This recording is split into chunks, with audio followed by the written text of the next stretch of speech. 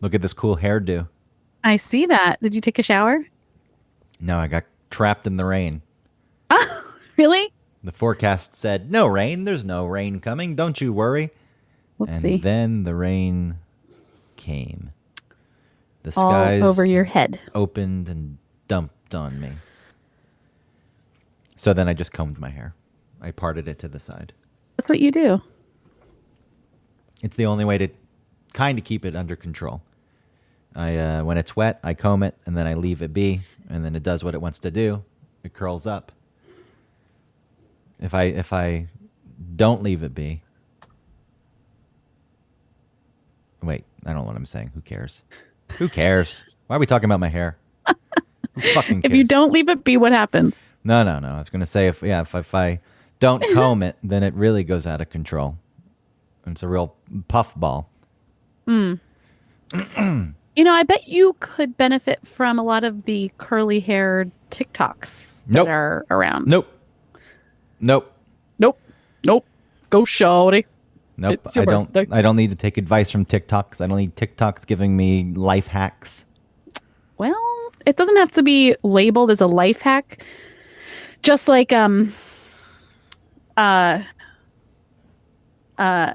self-care doesn't have to be face masks and things that you have to buy. Self-care can be actual self-care. Life hacks or whatever from TikTok can actually be pretty useful. We're at this point where people are talking about Botox as being self-care. Like, yeah, of course. Right. Of course I'm getting Botox. It's self-care. I'll feel better about myself. No, you need to understand exactly what it is. It is you, and I have this. I have these feelings too. It is yourself not being able to cope with your changing, aging body. That's all that is. We do a lot of preparation for teenagers or tweens or whatever to go through puberty and the changes that they're going to see. Maybe there should be some more information about like how your body's going to change, which as you get older. I think and it's what well to expect. documented. People just don't want to admit it. They don't like No, but that I'm it talking. happens. No, right? They don't want to admit it, and so I think that maybe there should be some like, I don't know, some adult education out there about what your body will change, your face will change, your appearance will change, and We know this, though. yeah, I know we know it. Just like teenagers know it's I going don't. to happen. Yeah, I don't think taking a class though. Well, teenagers are idiots. I don't mean a class. The teenagers are idiots, and their brains are still developing, and the hormones are raging. And I know as you get older, your hormones change, but everything's so much more Yeah. gradual. Think about the first 20 years of your life and the amount of physical change that happens. And then I know. I feel. Isn't it funny how you think back on your own puberty and you don't really remember it all that much? And it's like, shouldn't you remember the day your pubes came in? I don't think they just spring up. No, but at some point you got to look down and be like, whoa, my bush. Yeah, they start creeping in, I think. And so you notice it, and then I know what you're saying. At some point, it's just a full bush, and like, when did this happen? But Right. it's I remember it kind of growing in. I'm like, oh, okay, I kind of don't. this is starting.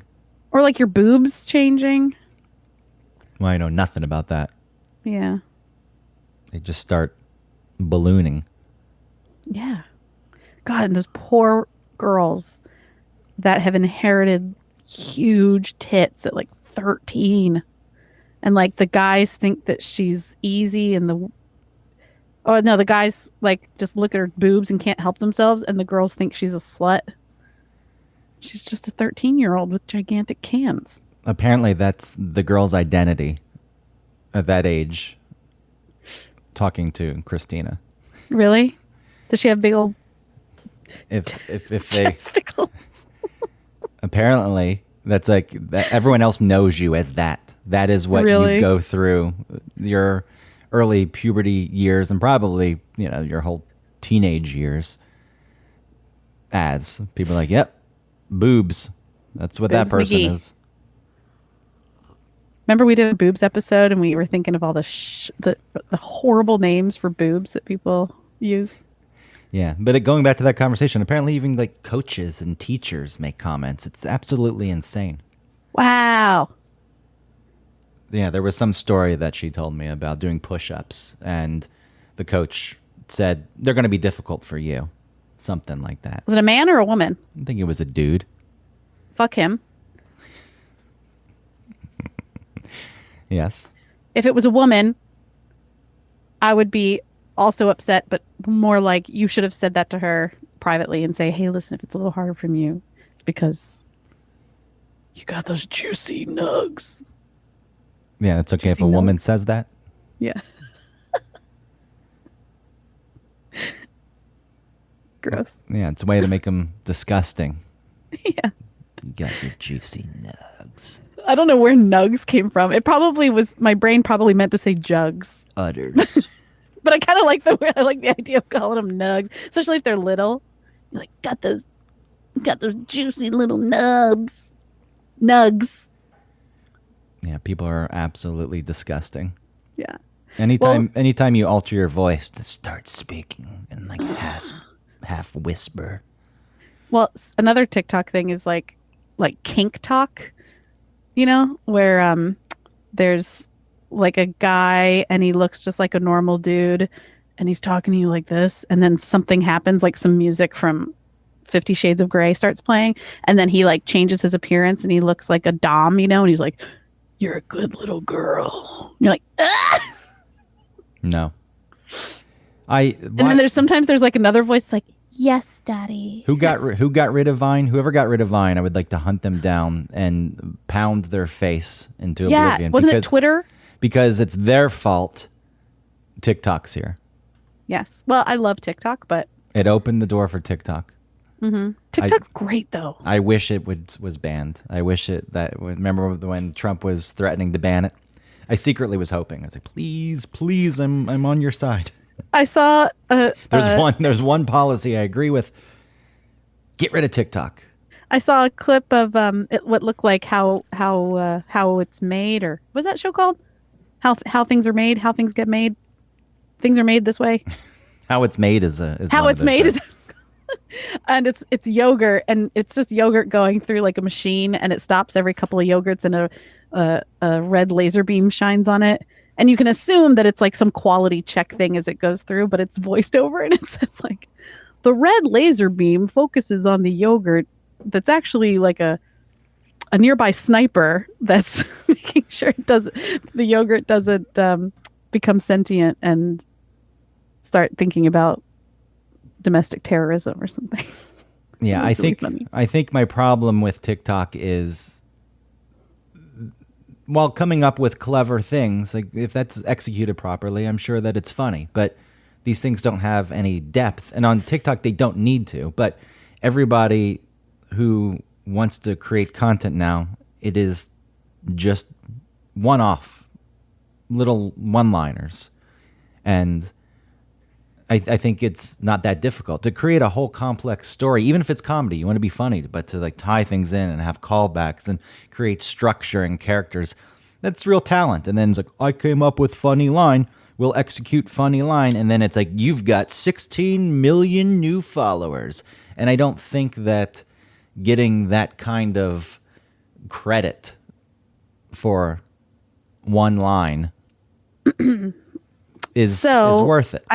I get what you're saying, but I also think the people that just have the one line, they get the burst. They're like a star that burns too bright, like it burns out quick. They get a burst of followers, and who cares, or like a burst of likes, and then you move on. And there are other people that might not do, like, either their channel kind of has like a theme, that they use throughout, or they're consistently interesting. There's some variety. There are the people that there's some real jerks that like post almost like clickbait. Like they'll start telling you this crazy story, and then they won't finish it, and then you'll be like, oh, I have to see what happens next and see if they posted a part 2. And then you look at their part 2, and then the finish to the story is like, and it actually wasn't a big deal. You know what I mean? Like nothing happened. The person came back and apologized, so it was nice. And you're like, no, I thought it was going to be better than that. You made me go to your page and do, I don't know, homework. Are you following? I don't know how TikTok works. Do you follow people? Yeah, you follow people. I've been. I followed. So I would unfollow at that Oh, point. I'd say you yeah. lose my follow. Well, I don't. So it's your For You page. Where you just it's like curated. They're like spying on you and like determining how much time you spend on certain TikToks to then show you specific TikToks that match that type of thing. And then there's the following side. So you can just go through who you follow.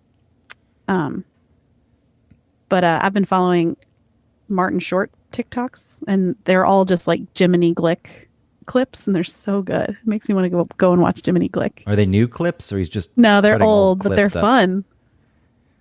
Well, I mean, he's using so he's actually running that account. I'm not sure. I can't tell. It's verified, but it's Martin Short TikToks. So I don't know.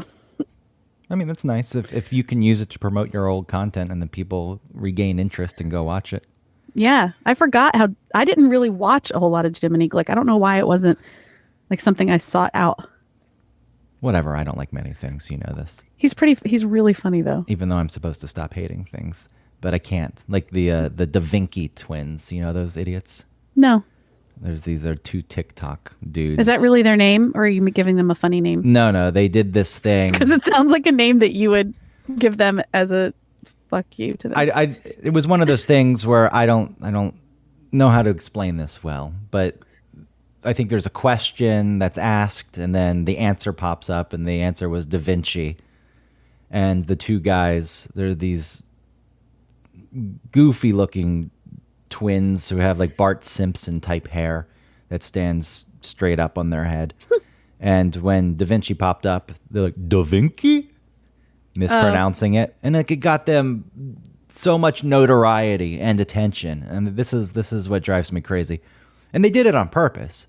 I read about it, and they apparently they spent the next hour cycling through this question until they got Da Vinci again so they could say Da Vinci and cut off. And, people like to feel superior. So like, look at these idiots. And they're just gaming the system. And, but what do they get from it? They get a lot of followers. Yeah, but who cares? They got a shitload of views, and then they can launch their TikTok page. Well, so I followed this guy who has this local car dealership, and he posted these. I found him through Chelsea Lynn, who's that like trailer trash Tammy that I like. So she posted him. And he pulls up in a car that he's trying to sell. He's like, "What's up, motherfuckers? This is a real piece of shit, and I'm trying to sell it. It's not so bad if you need whatever, but it's not that great either. I got better trucks over here if you want that." But you know what I mean? And he's like, he's real honest about it, and he's kind of funny, and he does it real fast. He's kind of like country. And then I saw him a couple posts later saying, this is like a couple weeks later, saying like, I need y'all to come down here because having a bunch of followers on Instagram and TikTok turns out doesn't make you any money. So what I need is to sell this car. It's because it's like, yeah, you could get a big boom of followers or likes or whatever, but it doesn't mean anything monetarily. Yeah, I don't know if some people are out for money. Some people want the fame. And with the Da Vinci twins, I don't know what their real names are. Yeah. And I try not to blame them for it because they just did a goofy thing. And what's more annoying is that people can't tell when it's fake. There are so many like caught cheating fake TikToks. I think people can tell when it's fake. And even with this one, no, the way they delivered it, there's, I guess, some comedic, I don't want to say value there, but whatever. They did the platform, they utilized it and got some attention. And I think what bothers me though is like the game is just any price for fame. And when I look at these guys, I try not to get angry about them because they just actually seem like two happy-go-lucky dudes who want to be professional wrestlers. They do actually want to be professional wrestlers, and they think they're looking. All right, well then good for whatever. Who cares? They're having a fun time. Yeah, they're looking for a path, and if they get enough followers online, maybe that helps them. But it's just all part of that look at me culture. And yeah, but if they're trying to do something where the point is to look at me, then it's okay. Yeah, but Da Vinci is acceptable enough content for like the world's collective attention. I see. Which is what bothers me. Well, it was really just enough so that they could go somewhere and say, look how many followers I have. Not just I just don't think something like that is worthy of the attention of the Western world. Well, I am very into TikTok, and I haven't heard of them. So if that has anything, Look 'em up. That helps at all. Look up the Da Vinci I was going to tell you, twins. there was, I think it was like Norwegian or something. It was this. That's what they are, Oh, they're Norwegian. or something like that.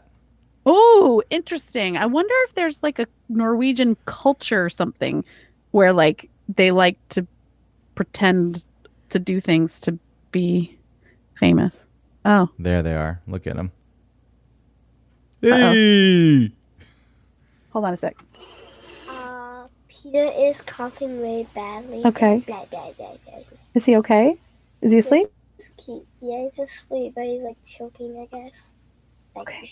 I think he's okay. I'll sit him up when I get out, okay? Okay. Say goodnight to Greg. Hello, Greg. Hello. All right. I love you. Okay. Go to bed. Okay. Get some sleep. No. Love you. Your son could be choking. You're like, I'll check on him later. Well, he has a cough. He's okay. He has a productive cough. Don't we have a show to do? Maybe we should start the show. A snuffly nose? Yeah. Okay. Okay, I'm starting the show. Okay. I love you. Good night.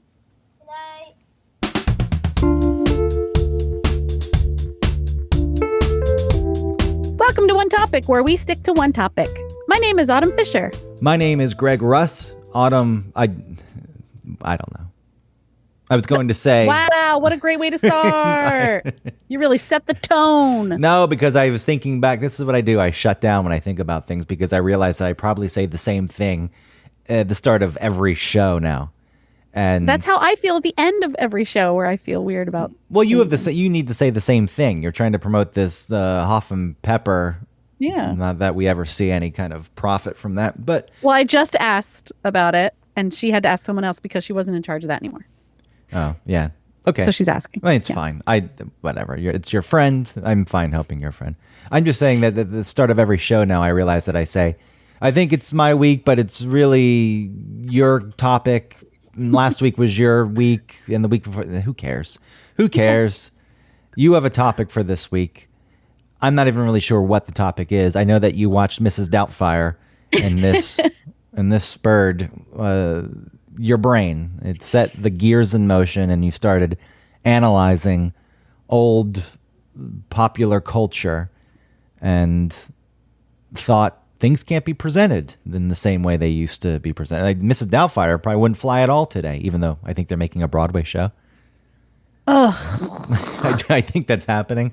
But Really? something like Tootsie, I don't know if dudes No, and Tootsie's good. I don't know if dudes and drag is something that's acceptable anymore, unless, I mean, if you're a straight comedian, I don't know if you're allowed to wear drag. See, I don't even know how to talk about this. Again, okay, so this is my point. I guess it's a little bit of like PC culture, but it's not only that. It's also just like the shift in what anyone is allowed to say or anyone is allowed to do. You know, and it's weird if you think about it. It's weird how in the 70s we could watch something like Blazing Saddles that's full of white people saying the N-word, you know, and even though the hero is a black man, there's still like so many jokes around him being black. The joke is sometimes on him, sometimes the joke is on the rednecks, you know, who are using the language.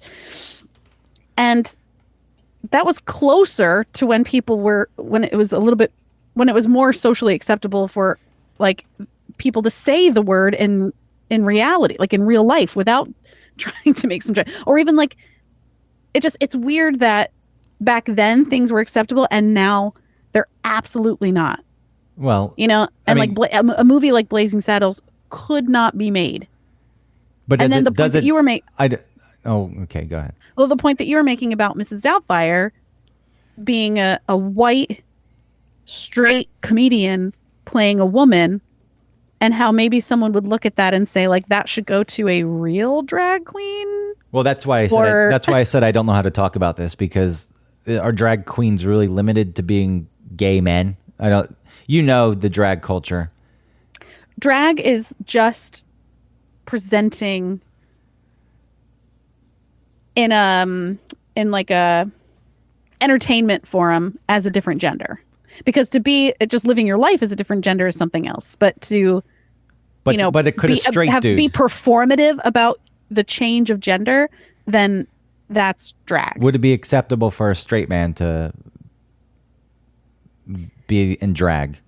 Yeah, I think it would, but I think that it would be a little bit harder for them. And I don't speak as the person. See, again, I have to like be careful, but like I would assume that I would be, if I were a drag queen, I would be worried that the straight man is there to like laugh at us, or to like be stupid about it and not take it seriously. Do you know what I mean? And not do it for the art of it or the fun of it. It's just to do it for like some gag, or to do it ironically or something. Yeah. Well, okay. Well, let's just jump back to Blazing Saddles, since you bring Okay. that up. You said a movie like that couldn't be made today. I don't know if there's a need for Blazing Saddles to be made today.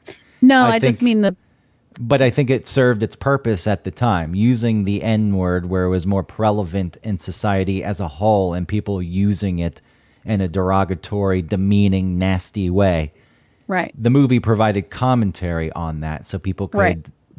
look at it through a different lens and say, wow, this is ridiculous, this is wrong, this is maybe something that we shouldn't be doing, which is, what comedy tended to do. And maybe it did its job. So now we're at the point where people aren't using the word.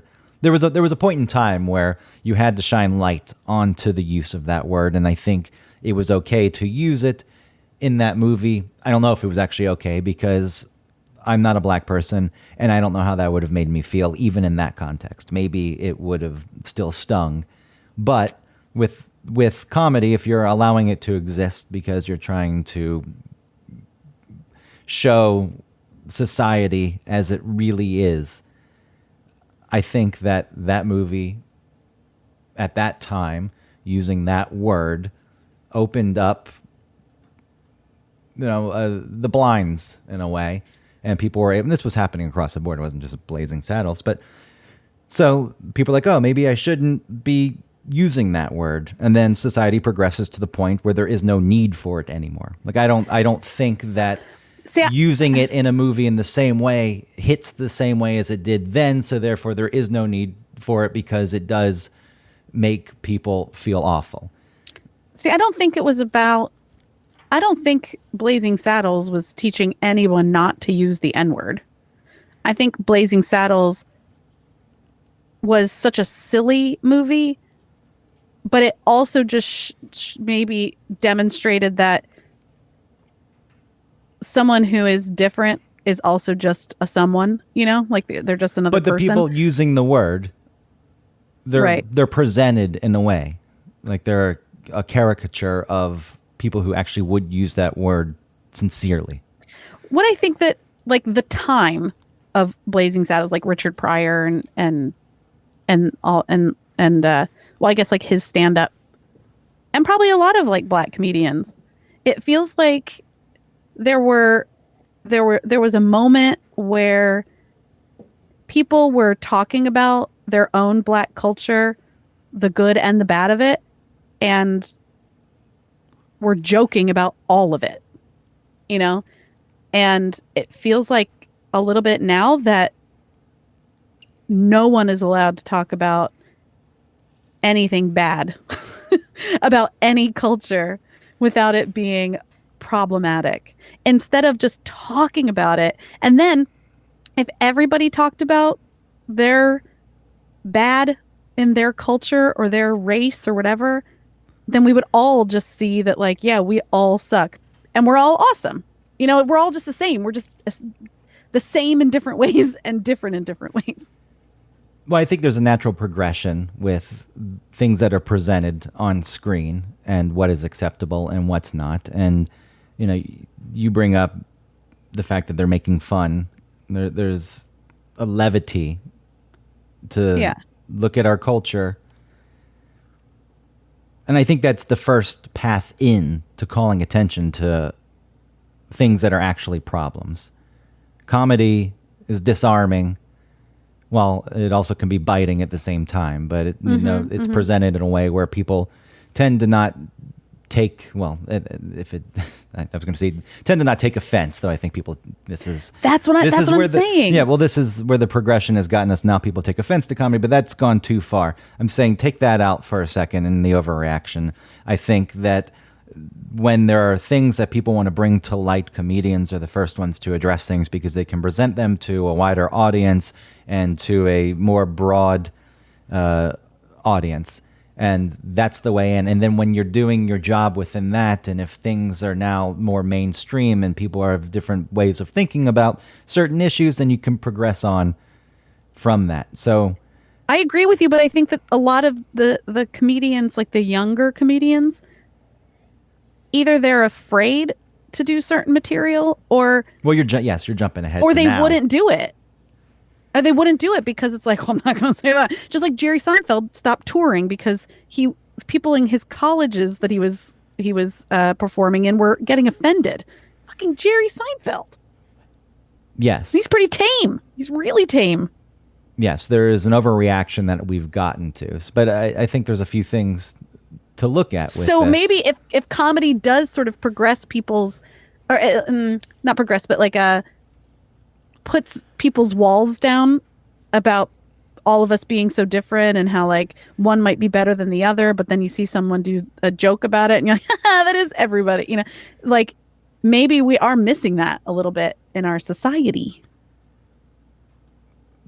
Well, at this point in time, yes, I could say that we're missing that. But well, I'm talking about this point in time. I know, but there's a big gap from Mrs. Doubtfire in the 90s to now. And it seems like you wanted to talk about things that were presented in films, possibly on TV, that would be deemed unacceptable these days. And for a second, I would like to put away the extreme. We can get to it, the extreme part where there's not even an appetite for comedy or the exploration of how idiotic so many of us are. Yeah. It doesn't have to just be movies or TV shows. It can be just the way that we have to talk. Yeah, but I think naturally is what I'm trying to say. Naturally, over the course of time, as views and change and what's acceptable changes, there's going to be an evolution. And despite where we are now with people having zero appetite for things, this would have happened. The N-word was already out. You're not using that. I don't see a need to use it. I know sometimes, Louis C.K., before he was shunned, was able to use it. And he would use it in ways... He would use it in a specific way that was very appropriate to the context of what he was saying. Yes, but the window of the way that was appropriate to use it was getting smaller and smaller and smaller, and he was still somehow able to find a way to make to make it worthwhile. It's a him and Quentin Tarantino. Yeah, I mean, I don't know, Quentin Tarantino just kind of like to throw it out, seemingly. He was like a little bit of a what's it called? Like I'm gonna push you. I'm gonna push people. Yeah, I think he was trying to be a bit shocking with the use. Yeah. This is difficult, and I know we're not just talking about the N-word. This is a difficult thing for me to talk about because it's never had any impact on me, like because it's never been directed towards me. It's never been used to make me feel lesser than. And it doesn't. I don't mean it's just this one word. It's all kinds of ways that things are presented and talked about and what we can, I mean, just like I'm talking about with like Mrs. Doubtfire, like the fact that we'd have to like, is it okay? Is it okay if this happens? Like, well, maybe the person just happens to be a white straight comedian. I do think that they're the best person for it. Sorry, that's it. We don't need to hire a blind actor to play blind people. I mean, if you find a blind actor that's the best for that part, okay. But otherwise, no, it doesn't have to be like that. Yeah, but I think that if something is if it exists solely to demean and people are getting laughs off of demean, then Mrs. Doubtfire wasn't. I don't think anyone was offended by Mrs. Doubtfire. And that's why Mrs. Doubtfire is going to make a run on Broadway, which I don't, nobody at this point is like, no, we can't have this happen, because who would be Yeah. offended by Mrs. Doubtfire? The old nanny who possibly, Well, I mean, she made some comments about, being like a woman, like, oh, yes, the bus driver was hitting on her. sure. But that was more commentary on the creepy bus driver. No, he was sweet. Well, he was sweet. He liked her hairy legs. He was He was, sweet. like, natural. Yes. He was sweet. He was just like nice to her. I know he was sweet in his cat calling. He didn't catcall her. I forget what he said. I just remember He said, it's cold out there tonight. Mm-hmm. And then said something about like, I hope you have someone warm to go home to. And she was like, okay. Okay. Well, And then that is later nice. he saw her hairy legs and was shocked by it. And then, Robin Williams like pulled his stockings up or whatever and said, I like that Mediterranean look on women. It's natural. Just how God made you. Okay, but I have not He seen. broke the mold when he made me, dear. I have not seen Mrs. Doubtfire in quite a while, so I apologize that I have bits and pieces of memory of this scene. What I was saying before that, though, is I think sometimes characters and the way things were presented in films were just completely demeaning and held no redeeming qualities. Like there wasn't some larger thing to be said out of it. So, if someone was fat and they were just the butt of the joke because they were fat, like you're fat, and that was the end of it. And like there's a lot of people who are overweight who probably would feel bad seeing that. So I don't know if something like that needs to exist in the most lazy, basic manner. If you want to use that and you've got something bigger and insightful to say, then go for it. And I think that should exist. And if you want to add back in what we were talking about before, that doesn't seem to exist right now. Like to even explore it and try to be smart about it is something that people will not tolerate, which is a shame. Sorry. What about Short Circuit? And the guy is playing an Indian man. He's a stereotypical Indian man. Right. I don't think that's not needed because he's Indian. They're trying to say, look, this smart guy who invented a robot. Right. So this person is not playing an Indian character in a demeaning way. I'm just playing devil's advocate. I'm not sure how I feel about it or what should have happened or what shouldn't have happened. I'm just parsing this out. So this actor who is not Indian plays an Indian man who is smart and has helped build this robot, Johnny Five. And does an accent of the character of where he has decided this person is from. Is that so offensive? Does he play into I feel like stereotypes? now, I think that could be offensive because but all cultures, any character that you create is going to lean on some stereotypes. The stereotypes don't have to be offensive. They could just be like some real ways that you decided this person behaves. Sure, but what's the value? What's the value in that? The only value because it brings something to the character that the person was. No, they were from India. They graduated high in their class. I don't They're buy very this. Smart engineer. That I don't buy. Look, it doesn't offend me, but I'm also not Indian. Right. And if someone was playing into the stereotypes of a white person for the sake of the stereotypes of a white person, I don't think I would be offended. But if somebody was, they have a right to be, I think. Like, why are you doing this? Because if you're playing into a stereotype, it's been so long since I've seen Short Circuit also. I wish I'd have done some homework. But if you're playing in stereotypes for the sake of stereotypes, the only purpose that's serving is, haha, look at this. They're different. That's it. And to use someone else's difference as entertainment and something to mock and laugh at, I think it's lazy, and I don't feel as though there's a need for it. Now, again, you can use that for larger commentary, and if you're going to do that, fine. Right. I'm picturing someone from England playing an American, which happens all the time, and no one's offended by that. Like the guy who's House, right? What, the TV Famous show? British actor. House? Yeah. Yeah. No, nobody's offended, but he's not really playing into American stereotypes. Right. But then if I do an Indian accent and I just speak in that Indian accent about like wanting a glass of water, it could be taken as offensive. Why do you need to do it? What do you get? So if you were to do that, why would you do it? Why would you do any accent? Why would you do, like, if I did a British accent, or if I did an Irish accent, or if I did, you know, a Korean accent, or if I did an African accent? You know what I mean? Like, what's wrong with doing, this is just my question. This is just my, this is my thought experiment. What is wrong with doing another accent that isn't, it does rely on stereotypes, I guess, because people typically might sound like this from this place. But personally, I would never like say something that would be shitty about them. Do you know what I mean? Like, I would never portray someone as like, I'm stupid because I'm from this place. It would just be, I would just speak in that voice, and you're like not allowed to do that. And I think it's odd.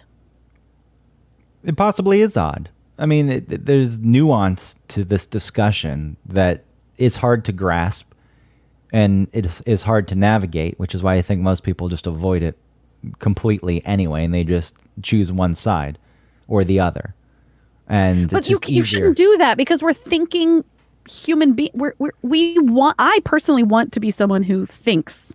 You know what I mean? And isn't just like, well, a lot of people are saying it's wrong. So yeah, and context is hard. So I'm not going to worry about context. I'm just going to say it's wrong.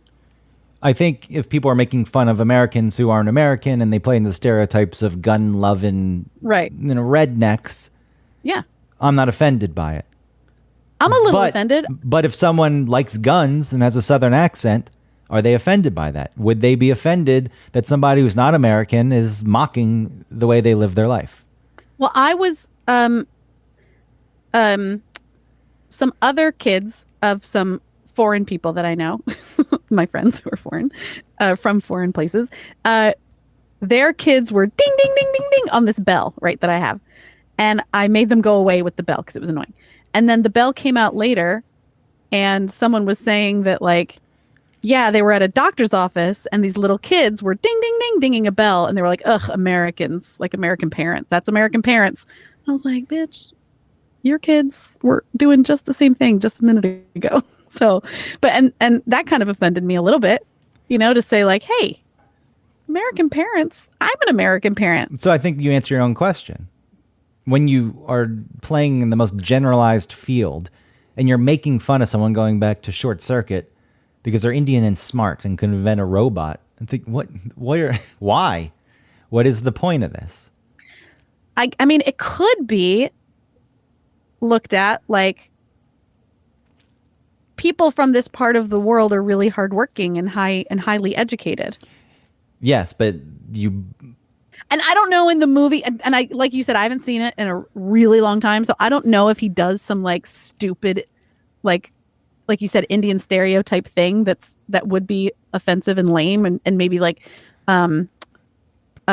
lazy. But if he's not, then maybe he could just be a character that sounds like that. Quite often, and we can just move out of Short Circuit, but quite often, if a character that you never, said, well, no, I never want to move away from Short Circuit. you're saying like that could be presented as the people are hardworking and smart. Yes, it could be, but what happens quite often is it's not presented as this trait that's applauded. It's the person's boiled down, and they're a butt of a joke for whatever reason. So you know who did it right was The Office, because they had Vikram. And Vikram was a surgeon in India, and now he's in America and he works at a call center, and he's like the highest rate. He's like the best employee at the call center. He makes the most commissions or whatever. And yeah, and he's just like a smart dude. And that's it. And he like helps Michael a little bit. There are definitely smart ways to do it. And when we talk about this, I think that making fun of all cultures, that there are things within cultures that are funny. They're just the fact that it exists, the fact things happen the way they do based on tradition, societal, whatever it is. There are things to explore and things to make fun of, but it is somewhat along the lines of, you know, someone says something nasty about your kid or someone in your family, your sibling. You're like, no, I can say those things, but you can't say those things. And I do think that there is some. I do think that that's. I don't know what I'm trying to say here. The word is slipping my mind, but I feel as though that's valid.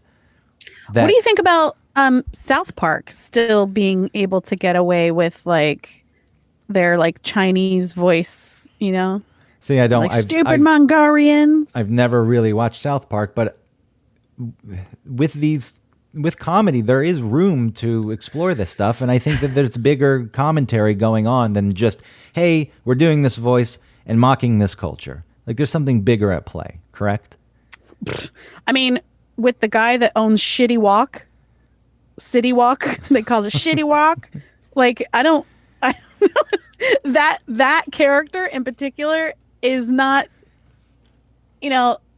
progressing a mindset or like, it's really just like, isn't this guy so funny because he's so angry about the Mongolians trying to get into South Park, break down his store or whatever. It's so silly. And maybe, you know what? So maybe someone's angry that the Mongolians are coming in. So that's who's only angry? This one dude, only him. Who is he?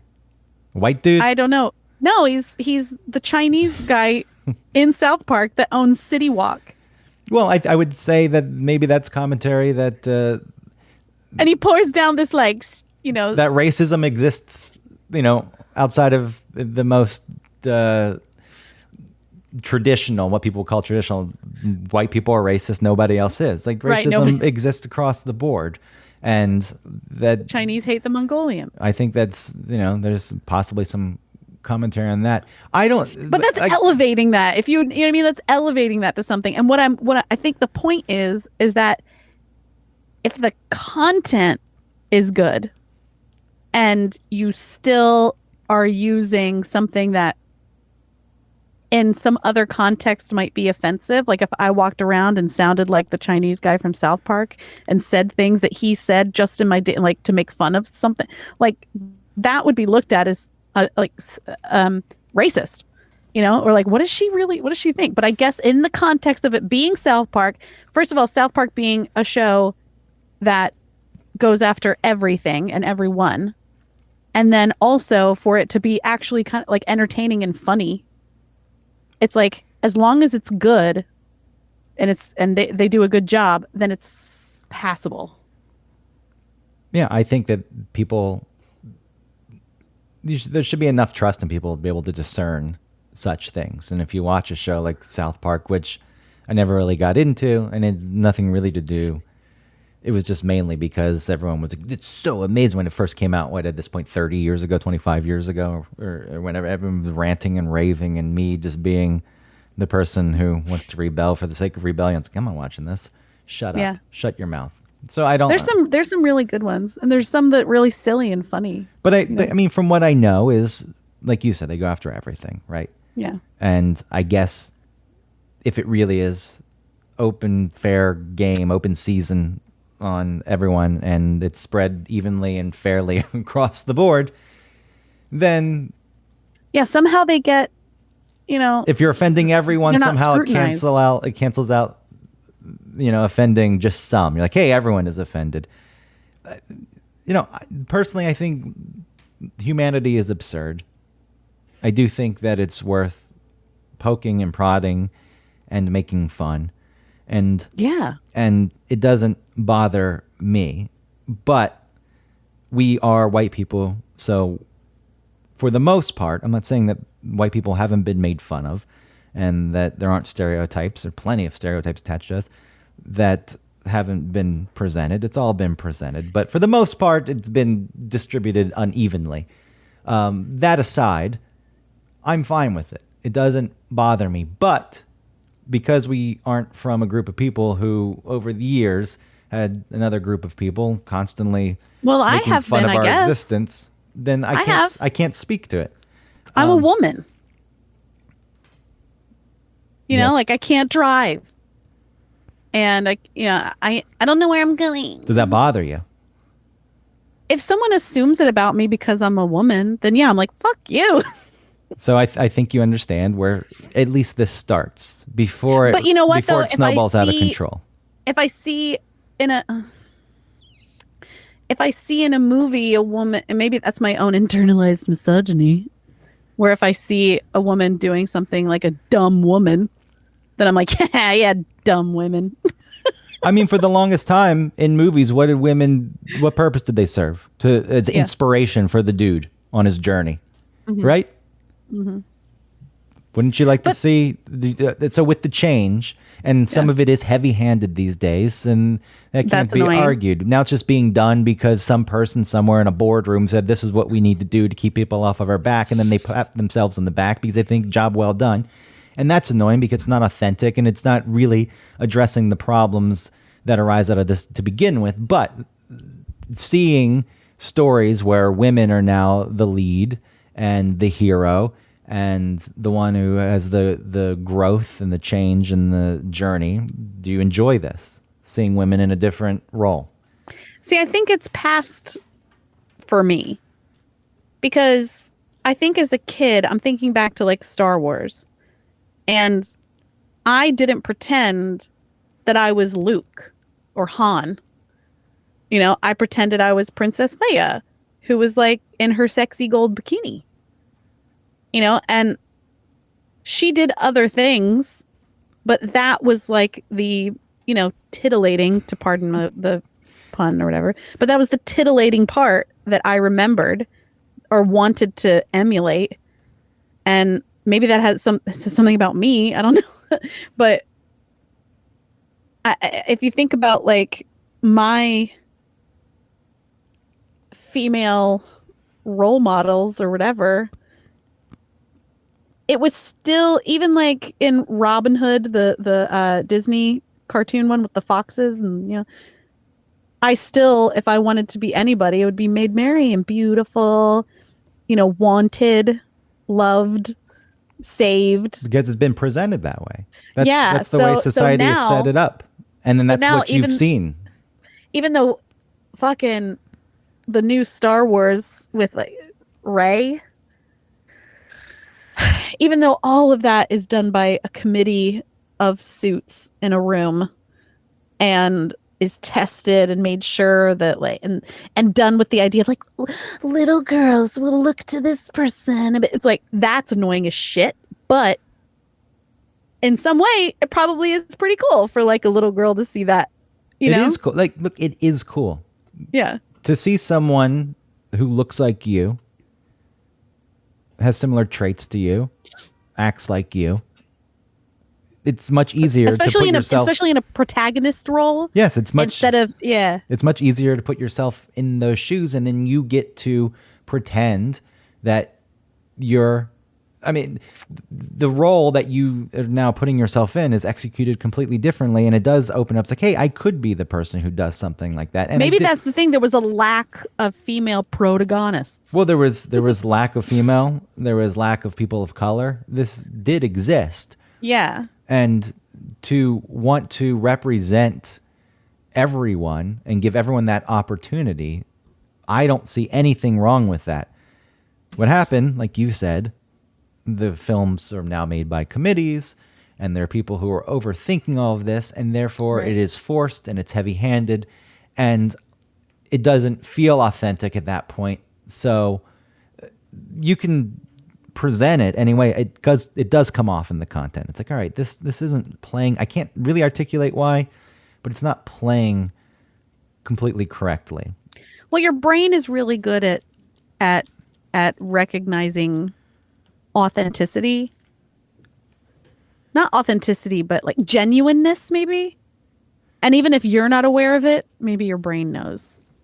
You're like, What should happen is none of these people would actually be friends. They're all too different from each other. They're all like a Benetton. Is it the Colors of Benetton ad? None of these people would actually be hanging out. Not to say that people from different cultures don't all hang out, but it's not an entirely mixed bag of people. Well, in the future with Star Wars, with all the different creatures across the universe, why not? Why wouldn't different types of people hang out? Well, it sure looks like a lot of humans hanging out then. That is fair. You know, Chewie was like the token. besides the androids. What should happen with content that is, up for creation is people write their stories, whatever those stories may be, and each story is given a fair shot. And it's like, this one's good, this is not good. Yes, we want to invest in this one. Here's money. Go make, a pilot if it's a TV show, or we like the script, let's make this movie.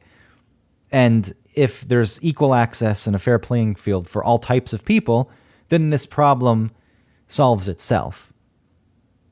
What has happened traditionally is, women, people of color, their content probably wasn't looked at. It was like, or was skimmed. Or taken as seriously. Yeah. It was or harder. If you were this person, you needed to be this type of person. Yes, it was harder to get your things made. It's going to be hard for anyone at this point. But, what's happening is there's just an overcompensation, and there are people saying, we're doing the right thing. See what we're doing, and then they want credit for it.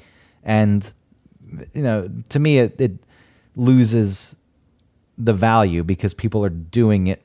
If the end result is the same, then what the fuck do I care?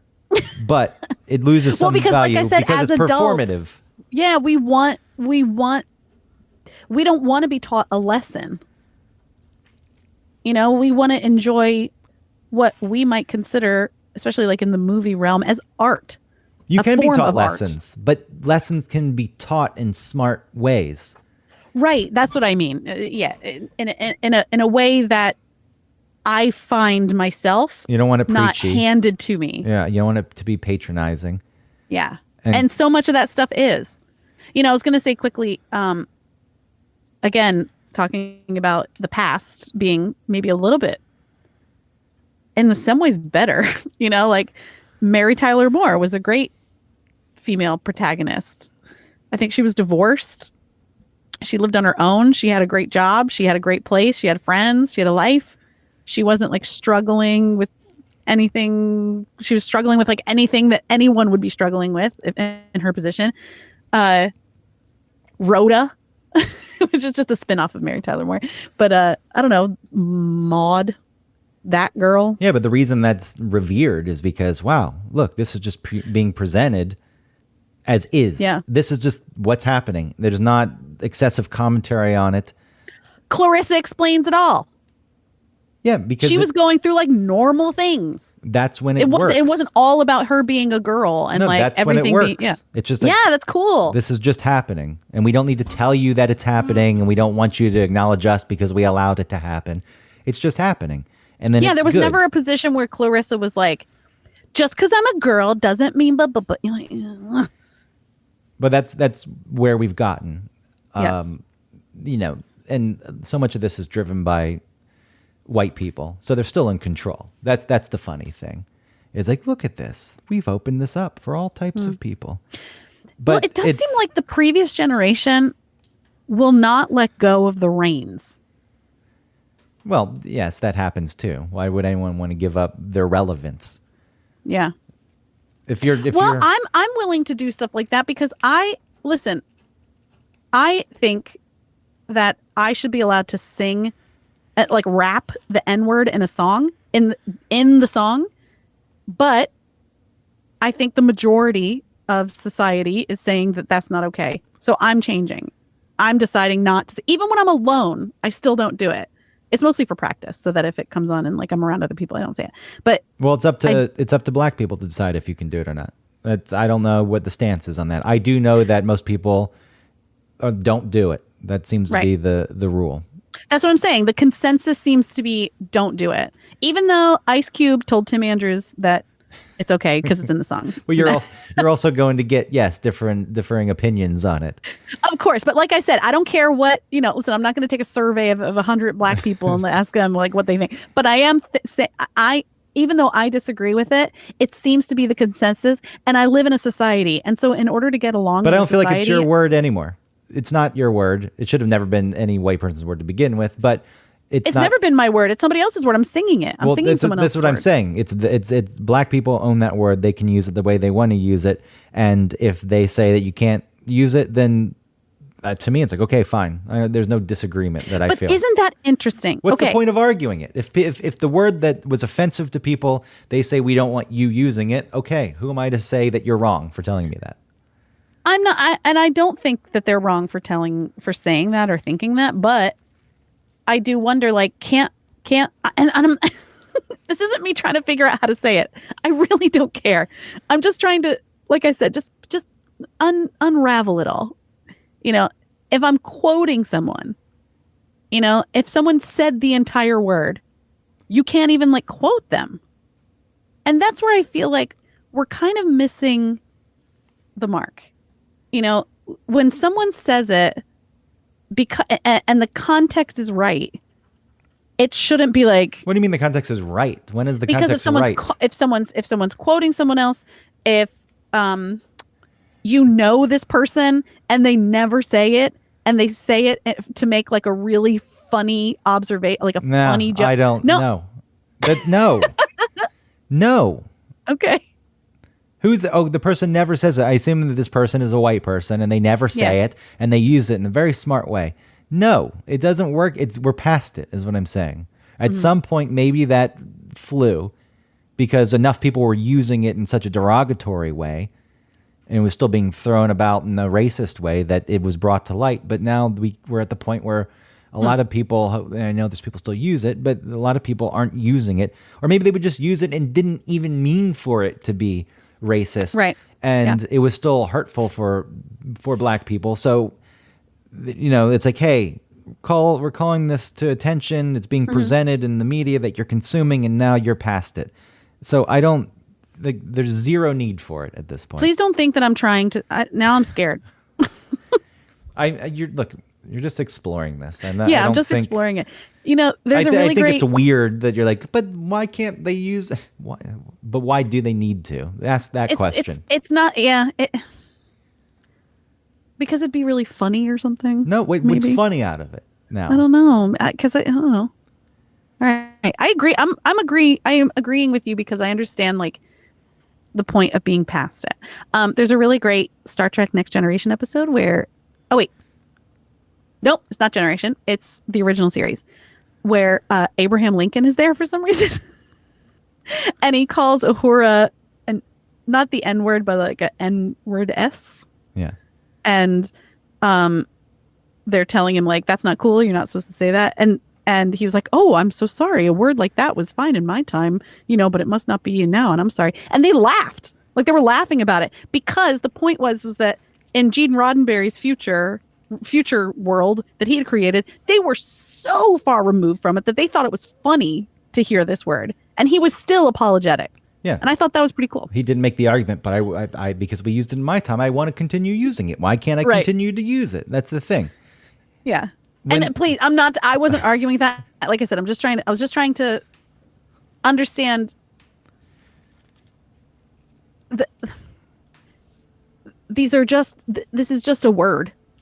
You know, but it's not a funny. word. It's not what's funny about it. It's not. No, I'm just not saying it's funny. I'm saying it's funny that, you know, if you think about when you really break it down, just like a collection of sounds that come out of your mouth. Sure, but that's like cursing. It's like, why can't I curse? Because that's stupid. It doesn't really mean anything, but it does. It does actually mean something. Cursing is, you know, a little more ridiculous. Just because it's everywhere and you can't do it on broadcast, even though people hear it everywhere. Because if we're talking about language changing and evolving, curse words at some point should have evolved out. You're like, yeah, fine, use them now. It doesn't matter because they're everywhere and everyone's hearing it. And you could take away, you know, some of that impact that those words had. But, you know. Well, I think that's right. Isn't that what a lot of the community did was take back words? Yes, but I mean, what you're saying is it's just a word. It's like it's most basic in a vacuum. I know what you're trying to say, but it was. What I would like to do is to get to the Gene Roddenberry future, where like a word like that is so it means nothing anymore. Well, it's lost all impact, good or bad. You're never going to get to that future because, and I can only not good, but just the bad. I can only speak on behalf of white people, but in order to progress to the point where, like when people say, I'm colorblind, bullshit. Yeah, that's bullshit. You do see it. And if you ever want to get to the point where everyone actually does have equal opportunity without you and a marketing team in a boardroom saying, we're going to do the right thing, you know, all the white people in that fucking room and they're like, yeah, we're good. You need to fucking be humiliated. This is what white people need to do because there are a lot of things that we don't understand. And I think, like what you're saying with the N word, we're ignorant on many matters, and that's okay. And there's a level of humiliation that has to come into play, and you have to be willing to explore that. And like, I don't really understand. There's zero room. One, nobody wants to be humiliated, and there's zero room to make mistakes. And therefore, you know, if you make one mistake while exploring this, like you said, you're scared because you're asking these questions. And if somebody wants to say, what the fuck, she's an awful person, then of course nobody is ever going to progress because nobody's going to want to even put themselves out there because so no, you're not going to get to that future. And it's because white people are idiots. I'm really tired of. No, all people are idiots. Well, yes, but we're all idiots in different ways. But in what we are talking about today, and you know, talking about early on how comedy can't even really exist anymore because context doesn't matter. Subtlety, nuance, none of this matters. It's like that was said. It's like you were ruining a very good vehicle to help progress understanding that is not existing. Really, to let your people's walls down. Yes, like, and so this is not, and a lot of this is still driven by white people. Like, I'm liberal, but the fact that the far left, white people have a need to exist in that realm, they have to view themselves as pure. Well, and they also have to, it's almost like their allyship, no matter where it lies, is like a trophy. Yes, all that has to go away if you really want anything to happen. You just have to sit back and be a stupid white person for a little bit, and they can't. I have black friends. Yeah, but you can't.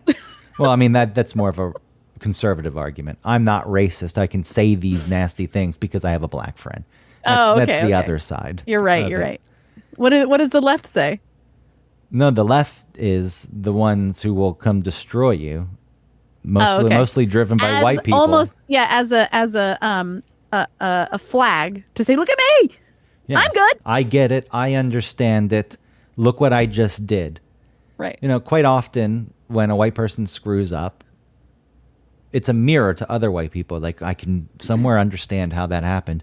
And they don't want to look in the mirror like, no. I'm better than that. I'm pure. So they smash the mirror. People don't like change. People don't like change. The people, they don't like change, but they don't. I don't even know what I'm trying to say. I think I'm very frustrated by it quite often. There's a lot of parenting and philosophies, I think, that happened, when people came back, and were baby boomers, and weird stuff was passed down to generations. And I think that there's a large group of a certain generation that is very afraid of change. Most people don't enjoy change because it does put you in a more vulnerable place. You don't know what to expect or whatever. But I think that there's like a huge group of people that not just can't accept change, but can't accept anything changing about themselves without feeling like they might not exist. And then we have the newer generation of people that are only dealing with the world the way that they think it should be, as opposed to just the way that it actually is. Well, yeah. The way that people should be is this. And if they don't, then they're not good and they're bad. And I have to tell people that they're bad because I'm good. Well, that's a big thing, is you can have an idealized version of the world in your head, what you'd like it to be. But the world does exist in a certain way, and there are rules to that way. You can change those rules, but you have to play the game as it exists with the current rules. And then when you're in the game, you can start shifting the stuff. But just pretend it doesn't work the way it works. Right. It's reality. This is, Dr. Drew said, reality on reality's terms. And on that note, I think we end it with the Dr. Drew quote. Dr. Drew's nothing to laugh at. He is, or at least he was, a board certified medical specialist, addiction medicine specialist. Okay. I messed it up. Thank you for promoting Dr. Drew. All right. Thank you for listening, everyone. Thank you for having an open mind and for listening to us with that, I hope. And like and subscribe, rate and review. Tell your friends about our awesome podcast that you love. And, check out hoffandpepper.com. You can use our code one topic 15 to get 15% off some really great locally made in Chattanooga hot sauce. They have barbecue sauce and a green sauce and the morning wake up call, which is my favorite. And they also have a spicy ketchup, and that's exciting. So go check them out. hoffandpepper.com. And that's all. Okay. Bye.